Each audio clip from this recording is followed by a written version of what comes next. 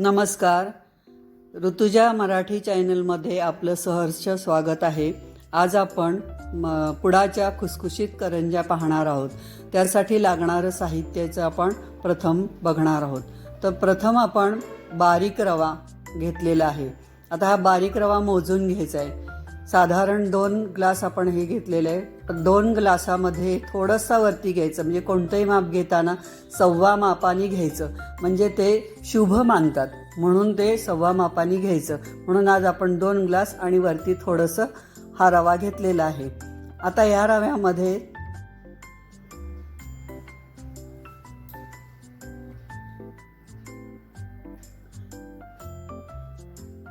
चवीपुरतं मीठ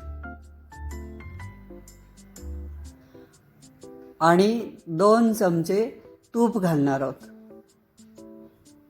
ते तूप आपण मेल्ट करून घ्यायचं आहे, कारण ते मिक्स झालं पाहिजे.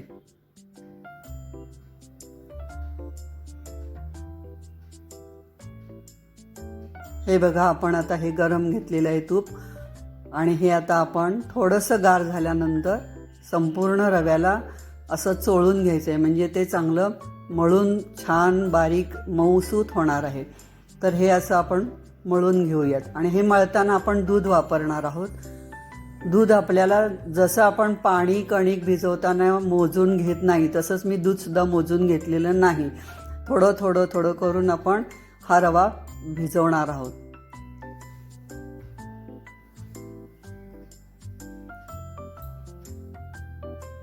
हे बघा, हा असा आपला गोळा तयार झालेला आहे. छान मळून घ्यायचा. एवढं दूध शिल्लक राहिलेलं आहे. आता या बाउलमध्ये आपण हा गोळा झाकून ठेवूया. साधारण एक अर्धा तास आपण हा झाकून ठेवायचा. याच्यामध्ये तुम्ही ओलं फडकं घालून ठेवलं तरी चालेल, किंवा असं झाकण लावलं तरी चालेल.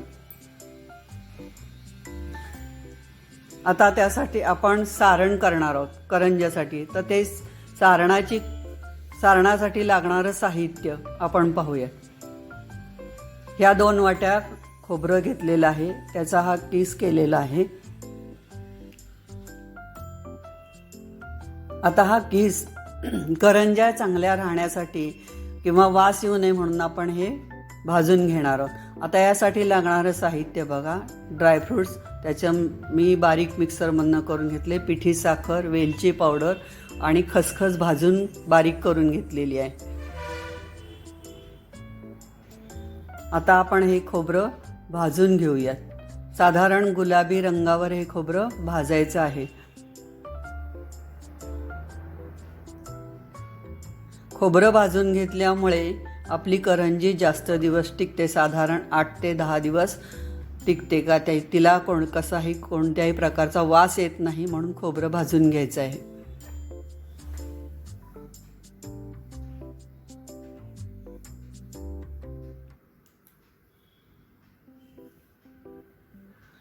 हे बघा, आता छान गुलाबी रंगावर हे खोबरं भाजलेलं आहे.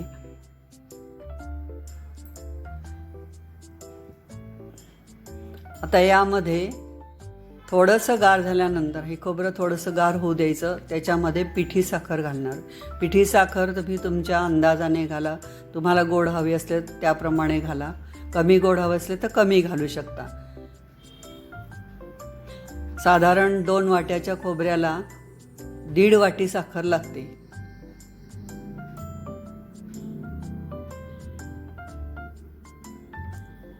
ड्रायफ्रूट्स हे बारीक केलेले आहेत.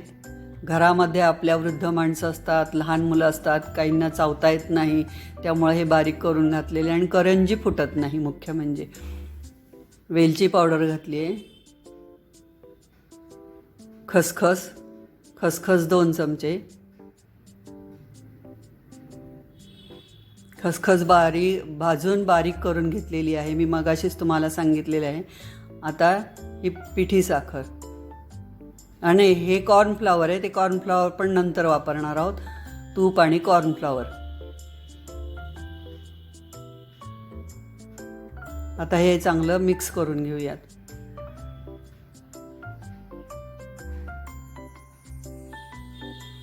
आता हे कॉर्नफ्लॉवर घ्यायचं आहे आपल्याला.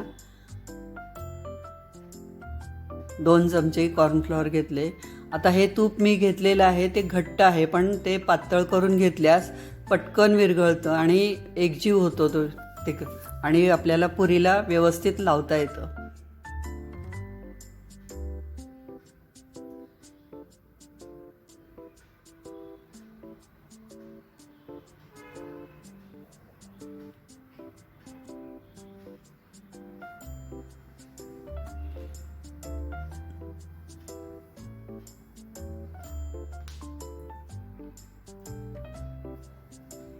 आता हे जे आपण पीठ भिजवलेलं आहे त्यातला निम्मा गोळा मी घेतलेला आहे आणि तो कुटून घेऊया, जेणेकरून त्याला लेयर्स चांगले येतात आणि खुसखुशीत होतात, म्हणून ते कुटून घेतले. आता आपण ह्याचे गोळे तयार केलेले, 4 गोळे तयार केले, त्याच्यात 4 पुऱ्या मी लाटणार आहे.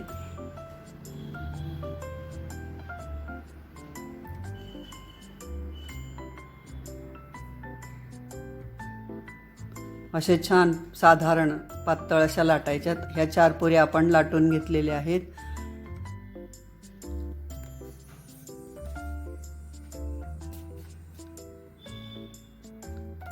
हे बघा, हे कॉर्नफ्लॉवर मिक्स केलेलं आहे. आता या पुऱ्यांना आपण लावून घेऊयात.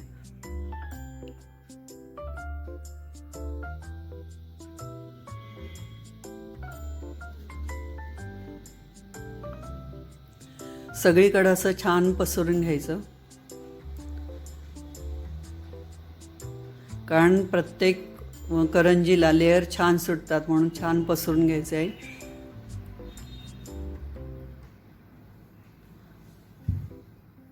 एकावर एक अशा पुऱ्या ठेवायच्या आणि प्रत्येक पुरीला हे लावत जायचं आहे.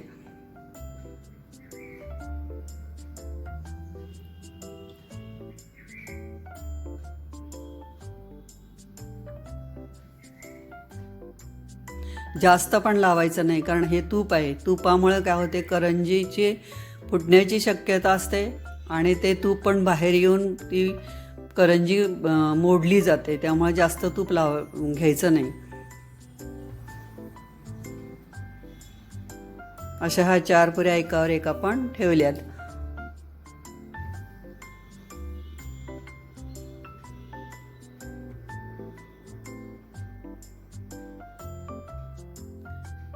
चार पुऱ्याला साधारण 2 चमचे कॉर्नफ्लॉवर आणि 2 चमचे तूप लागलेलं आहे. आता ह्याची आपण गुंडाळी करूयात. गुंडाळी करताना सुद्धा प्रत्येक वेळेला तूप थोडं थोडं लावत जायचं आहे.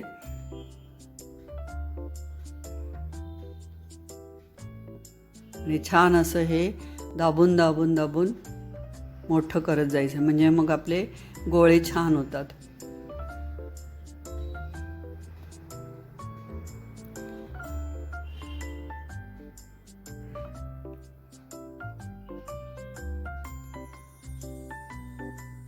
आता आपण सुरीने कट करूयात. तुम्हाला जसे आवडतील तसे, लहान मोठे साईज जशी आवडेल करंज्याची तसे ते गोळे कट करत जायचं.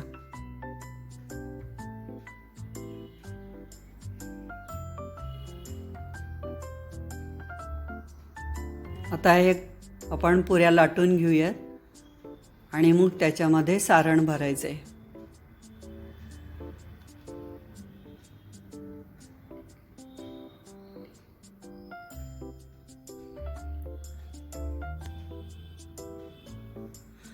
पुरी सारण भरताना दोन्ही बाजूनी आता थोडं थोडं बंद करायचं, म्हणजे सारण सांडणार नाही.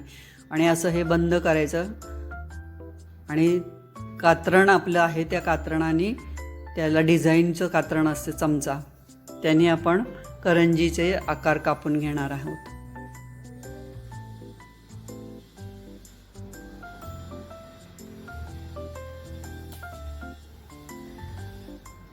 आणि नंतर थोडंसं असं कडेकडेने दाबायचं, म्हणजे मग करंजी फुटत नाही किंवा सारण बाहेर येत नाही किंवा तेलात सारण मिसळत नाही. अशा करंज्या आपण करून घेतलेल्या आहेत. आता आपण तळूयात. एकदम टाकायच्या नाहीत, 4-4 करंज्या टाकायच्या, म्हणजे मग त्या व्यवस्थित तळल्या जातात.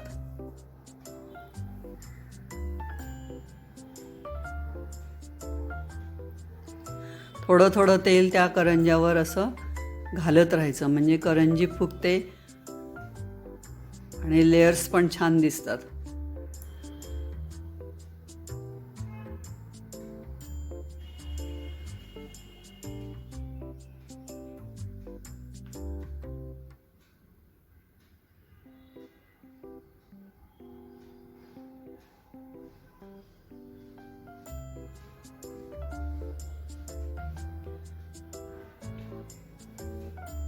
हे बघा, आता छान गुलाबी रंगावर आपण तळून घेतलेले आहेत.